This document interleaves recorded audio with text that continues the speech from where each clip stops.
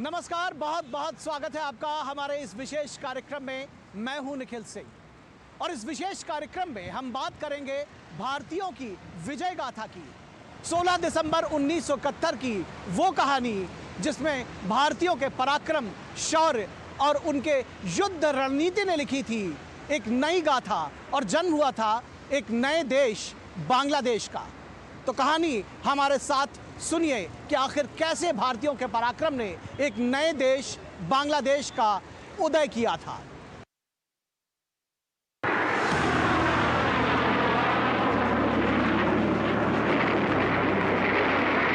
1971 का युद्ध केवल दो देशों के बीच की लड़ाई नहीं थी। यह स्वतंत्रता, मानवाधिकार और न्याय के लिए संघर्ष था।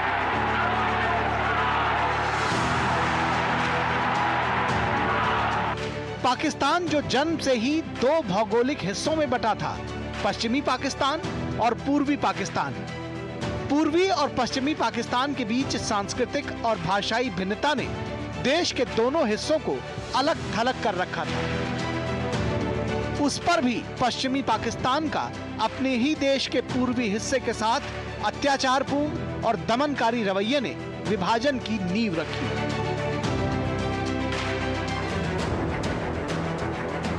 पश्चिमी पाकिस्तान ये बर्दाश्त नहीं कर सका कि शेख मुजीब पाकिस्तान पर शासन करें। आवामी लीग के बहुमत को नकार दिया गया। ये एक धोखा था पूर्वी पाकिस्तान के जनता के साथ। नतीजतन पूर्वी पाकिस्तान में विद्रोह की आग उठने लगी।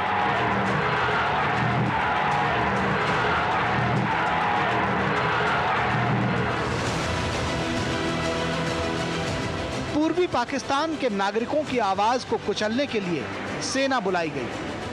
पाकिस्तानी सेना की 4 इन्फेंट्री ब्रिगेड पूर्वी पाकिस्तान पहुंची, जिसने 25 मार्च 1971 में शुरू किया ऑपरेशन सर्चलाइट। इसे ऑपरेशन नहीं बल्कि नरसंहार कहना चाहिए। पूर्वी बंगाल में बड़े पैमाने पर अत्याचार किए गए। हत्या और रेप की इंतहा हो गई। शेख मुजीब को गिरफ्तार कर लिया गया।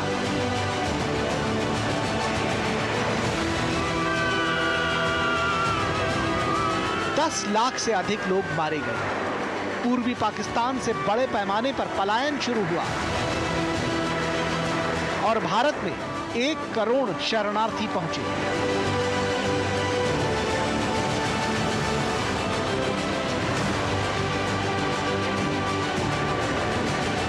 जिससे गंभीर मानवीय और आर्थिक संकट उत्पन्न हुआ।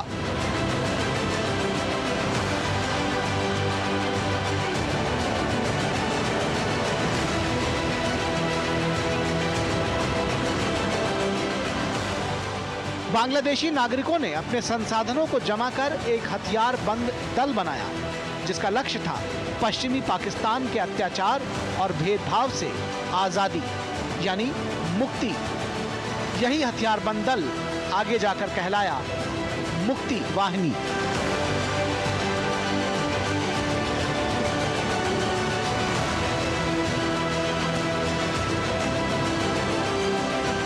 मार्च 1971 को भारत सरकार ने पूर्वी बंगाल के लोगों की मदद की बात कही। भारत एक तरफ शरणार्थियों के लिए मदद के हाथ बढ़ा रहा था, तो दूसरी ओर वो जानता था कि इसकी एक सीमा है। 1 करोड़ शरणार्थी भारत के लिए एक बड़ा आर्थिक भार भी थे। 1971 में अक्टूबर-नवंबर के महीने में तत्कालीन प्रधानमंत्री इंदिरा गांधी और उनके सलाहकारों ने कई देशों का दौरा किया और वैश्विक मंच पर इस मुद्दे को उठाया।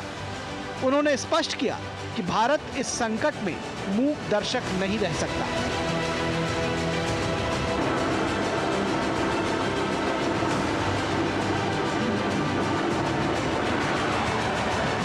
दिसंबर 1971 को पाकिस्तान ने भारतीय एयरबेस पर हमला किया। अमृतसर और आगरा समेत कई शहरों को निशाना बनाया। इसे ऑपरेशन चंगेज खान का नाम दिया गया।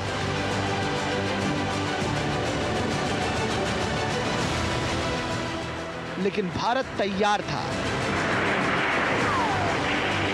इस हमले ने 13 दिनों के ऐतिहासिक युद्ध की शुरुआत की। इंदिरा गांधी ने देश को संबोधित करते हुए कहा, ये युद्ध हम पर थोपा गया है और अब हमें इसका माकूल जवाब देना होगा।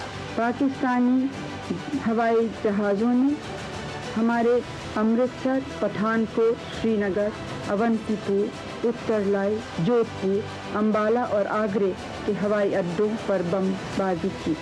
सुलेमान-की खेमकरन, पुंछ और दूसरी जगहों पर गोली चलाई। मुझे संदेह नहीं है कि सारे भारत की जनता, सब राजनीतिक दल और सब नागरिक इस समय एक हैं। सबका संकल्प है कि इस हमले का निर्णयात्मक ढंग से समाप्त कर दिया जाए। भारतीय सेना ने पूर्वी और पश्चिमी मोर्चे पर रणनीतिक हमले किए, जिसमें वायुसेना, नौसेना और थल सेना का अद्भुत समन्वय दिखा।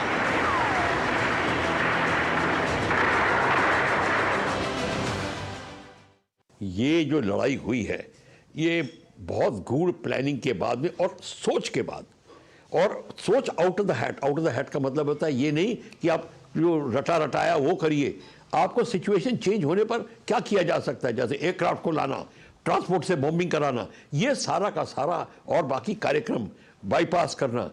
और ये आपको ये दिखाता है कि हमारे जो अफसरान थे उस समय, उनको पूरी छूट मिली हुई थी। भारत की फौज एक well controlled, well oiled machinery की तरह आगे बढ़ी। कमांड एंड कंट्रोल इतना ज़बरदस्त था, टाइमिंग इतना ज़बरदस्त था, ट्रेनिंग और मोराल, क्योंकि हम राइट कॉज के लिए लड़ रहे थे, इसलिए हमारी जीत हुई और वो मुकर्रर थी, जीत होनी थी, और पाकिस्तान की हार हुई। पूर्वी पाकिस्तान के उत्तरी पश्चिमी इलाकों में भारत से लगी सीमाओं पर पाकिस्तानी वायुसेना की हिमाकत की कोशिशों का भारतीय वायुसेना ने ऐसा मुंहतोड़ जवाब दिया कि पाकिस्तान के पास मौजूद आधुनिकतम फाइटर जेट माने जाने वाले कई सेबर्स भी तबाह हो गए।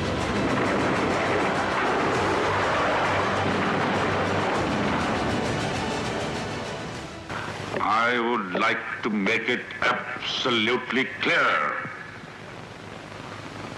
that we shall defend our honor.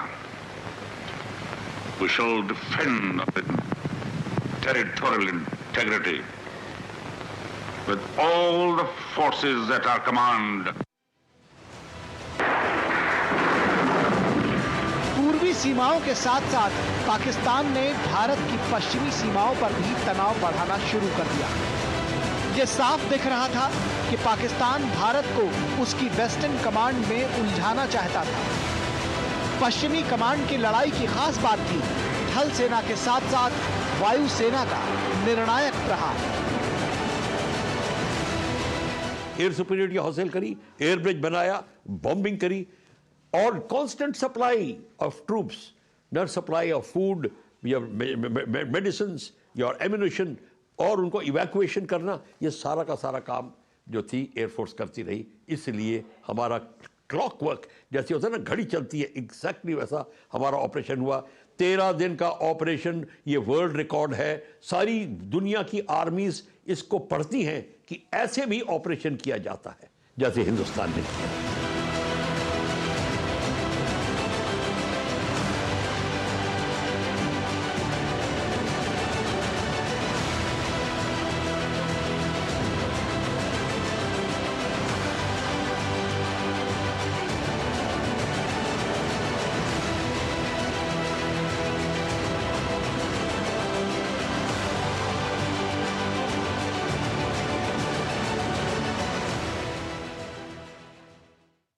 इसी बीच एंट्री हुई भारतीय नौसेना की, जिसने पाकिस्तान को जैसे अपाहिज कर दिया, क्योंकि वो पूर्वी पाकिस्तान तक न वायु मार्ग से जा सकता था और ना ही जमीनी रास्ते से, और समुद्री मार्ग को तो भारतीय नौसेना ने रोका ही नहीं, जैसे पाकिस्तानी नौसेना को बर्बाद ही कर दिया।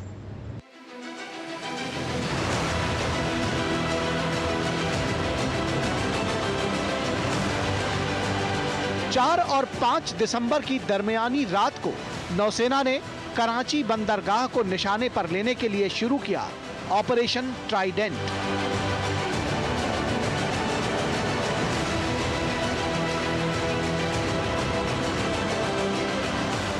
8 और 9 दिसंबर 1971 की आधी रात को भारतीय नौसेना के अभियान ने पाकिस्तान के कई मुख्य युद्धक जहाजों को कराची बंदरगाह के नजदीक ही ध्वस्त कर दिया। वहीं कराची बंदरगाह तक पहुंचना और निकलना असंभव हो गया।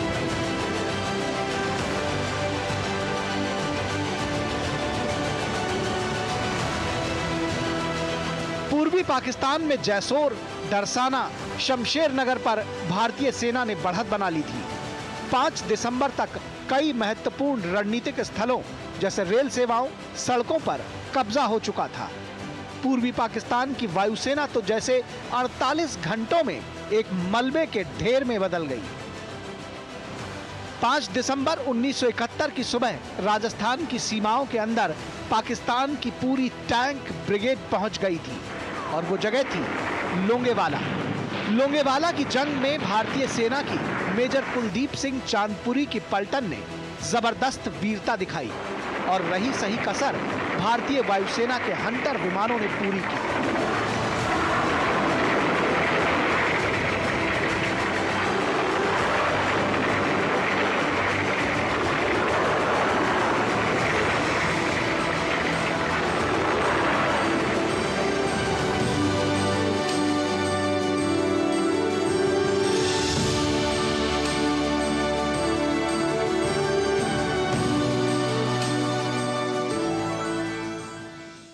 लोंगेवाला में टैंक्स घुसाए थे पाकिस्तान के जैसलमेर के कुछ दूरी पे रख आके रुक गए थे। सबसे बड़ी गलती की थी, उनको कोई एयर कवर नहीं था। अब ये जो चीज़ है समझने वाली है, अगर टैंक आपका मूव कर रहा है बिना एयर कवर के तो उसका मतलब है कि एक जैसे कि खरगोश भाग रहा है और ऊपर से बाज देख रहा है, वही स्थिति होती है और वो कहीं नहीं जा सकता। उनके 56 टैंक्स हमारे हंटर एयरक्राफ्ट जो थे जैसलमेर में, उन्होंने अगले दिन सुबह, रात को पहुंचे, रात को नजर नहीं आता था, सुबह का इंतजार हुआ और उन्होंने 1-2 दिन के अंदर, 2.25 दिन के अंदर 56 टैंक्स तहस नहस कर दिए। पश्चिमी सीमाओं पर भारतीय सेना ने जबरदस्त पलटवार किया। यह हमला इतना विनाशकारी था कि पाकिस्तान के 2000 स्क्वायर किलोमीटर क्षेत्र पर भारत का कब्जा हो गया। उधर पूर्वी पाकिस्तान में भारतीय सेना को 9 दिसंबर तक ही बड़ी जीत मिल चुकी थी। सवाल बस ये था कि ढाका कब गिरेगा। भारत ने पूर्वी पाकिस्तानी सेना को आत्मसमर्पण के लिए फिर कहा ताकि खून खराबा होने से बच जाए, लेकिन पाकिस्तान नहीं माना। The last. But a lot of men might die. It's the price of the freedom. But what freedom? Not yours. It's mine, yes, my country, Pakistan. Do you still consider that you stand a fighting Pakistan chance will of... stay, yes, inshallah will stay. Dhaka घिर चुका था। जमीन पर भारतीय सेना की मदद के लिए मुक्ति वाहिनी बेहद निर्णायक साबित हुई। वहीं चाहे चिटगांव हो या कॉक्स बाजार या फिर पूर्वी पाकिस्तान के दूसरे बंदरगाह, भारतीय सेना ने कड़ी चौकसी बिठा रखी थी। बल्कि आईएनएस विक्रांत से लड़ाकू विमानों ने पाक सेना को सांस लेने का भी मौका नहीं दिया।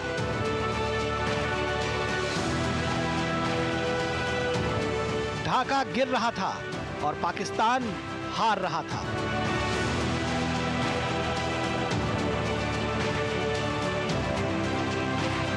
मामला यूएन में भी उठा और पाकिस्तान को यहां भी रूस के वीटो की वजह से मुंह की खानी पड़ी। ढाका की अंतिम लड़ाई शुरू हो चुकी थी, सरकार गिर चुकी थी, पाक सेना घिर चुकी थी। पूर्वी पाकिस्तान के सेना कमांडर जनरल आमिर अब्दुल खान नियाजी को आत्मसमर्पण का आखिरी संदेश भेजा गया। उन्होंने कुछ शर्तें थोपनी चाहिए, लेकिन भारतीय सेना ने साफ कहा कि आत्मसमर्पण बिना शर्त होगा और हुआ भी वैसा ही।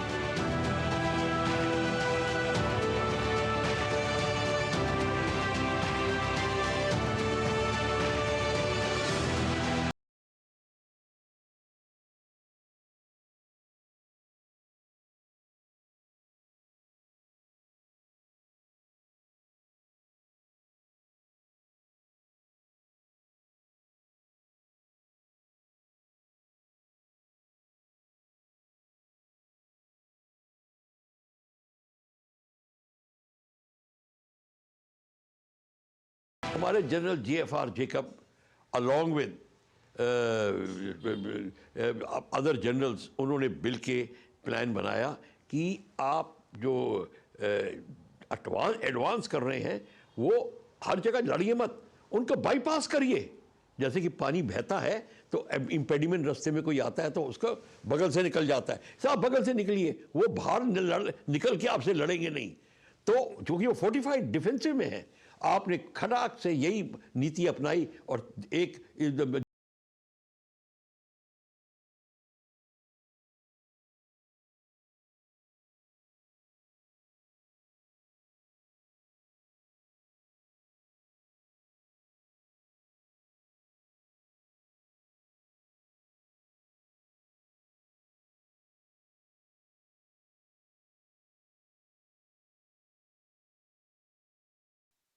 दुनिया के सैन्य युद्धों के इतिहास में पाकिस्तान की यह हार सबसे शर्मनाक मानी जाती है, क्योंकि उसके न सिर्फ 93,000 से ज्यादा सैनिकों ने आत्मसमर्पण किया, बल्कि हजारों सैनिकों ने अपनी जान भी गंवाई।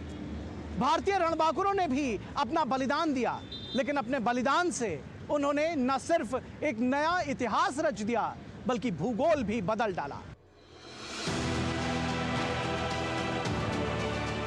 भारत ने इसके तुरंत बाद संयुक्त राष्ट्र में एक तरफा युद्ध विराम की घोषणा की, जिसे पाकिस्तान ने भी माना। We have repeatedly declared that India has no territorial ambition. Now, as the Pakistani armed forces have surrendered in Bangladesh and Bangladesh is free, it is pointless in our view to continue the present conflict. Bangabandhu Sheikh Mujib रिहा हुए और नवनिर्मित बांग्लादेश के राष्ट्रपति बने। पूरी तरह से टूट चुके बांग्लादेश के पुनर्निर्माण में भारत ने बड़ी भूमिका निभाई।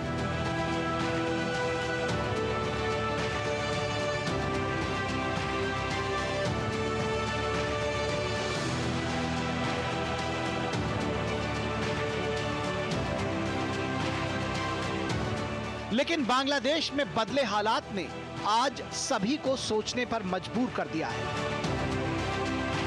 कट्टरपंथियों ने एक बार फिर बांग्लादेश की सत्ता पर कब्जा जमाया है। अगस्त 2024 में बांग्लादेश में लोकतांत्रिक तरीके से चुनी हुई सरकार का तख्ता पलट कर दिया गया और प्रधानमंत्री शेख हसीना को देश छोड़कर भारत आना पड़ा। आज बांग्लादेश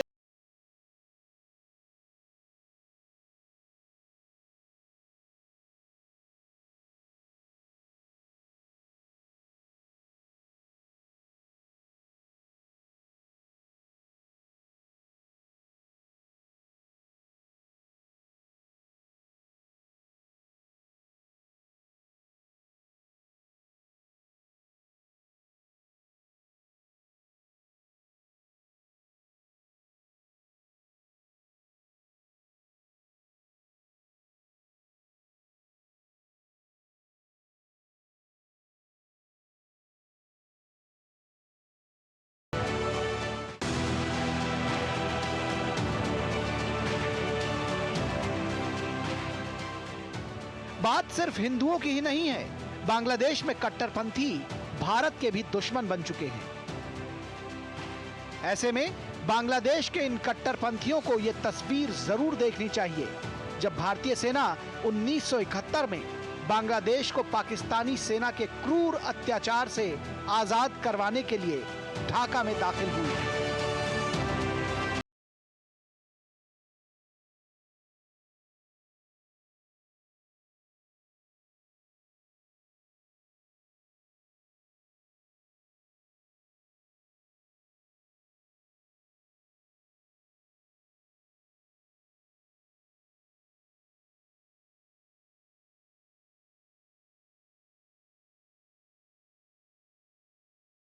लालायित हैं।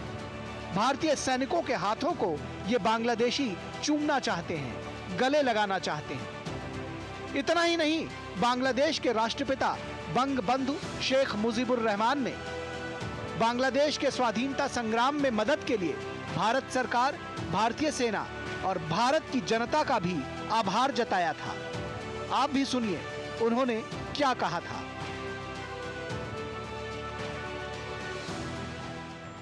আপনাদের প্রধানমন্ত্রী, আপনাদের সরকার, আপনাদের সৈনিক বাহিনী, সৈন্যবাহিনী, আপনাদের জনসাধারণ যে সাহায্য এবং সহানুভূতি আমার দুঃখী মানুষকে দেখিয়েছে, চিরদিন বাংলার মানুষ তা ভুলতে পারবে না।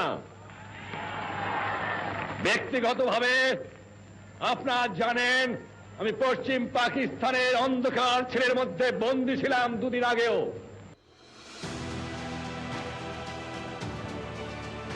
और आज इसी बांग्लादेश में, इसी ढाका में, इन्हीं सड़कों पर हमारे तिरंगे का अपमान किया जा रहा है। भारत के खिलाफ नारे लगाए जा रहे हैं।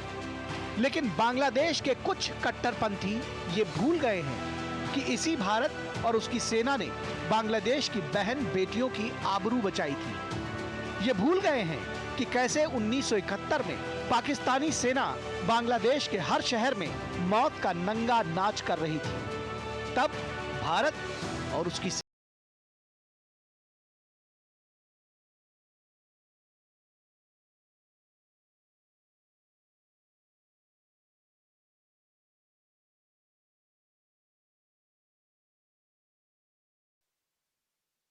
बांग्लादेश को यह नहीं भूलना चाहिए कि भारत शांति, मानवता और सह अस्तित्व का उपासक है, लेकिन अन्याय और अत्याचार के खिलाफ मुंहतोड़ जवाब देना भी जानता है। उम्मीद है बांग्लादेश के मुट्ठी भर कट्टरपंथी इस इतिहास को जरूर याद रखेंगे। तो हमारे इस कार्यक्रम में बस इतना ही। हमारी पूरी टीम को दीजिए इजाजत। नमस्कार।